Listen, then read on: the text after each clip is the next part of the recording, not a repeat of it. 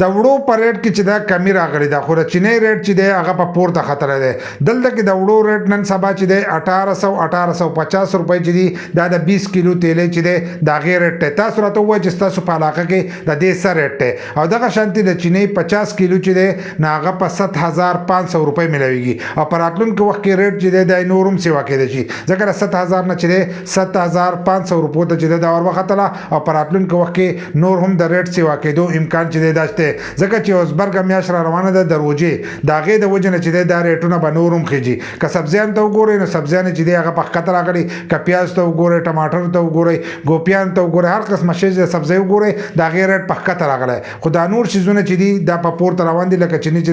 دا په پورته ور وختله دغه شان دي دالونه شوپړې چې دي هغه په پورته ور وختل وړه چې دي هغه لس شل روپۍ ارزان شوي دي او د سبزي چې دی دا ارزانه شي باقي شیزونه چې دي هغه په پورته روان دي خو روژې ته حالت سات چې دی لا لږ ډېر ورځې شته په دې کې به نور هم ګرانېږي نو تاسو راته ووایئ چې ستاسو په علاقه کې د دې شیزونو څه ریټونه دي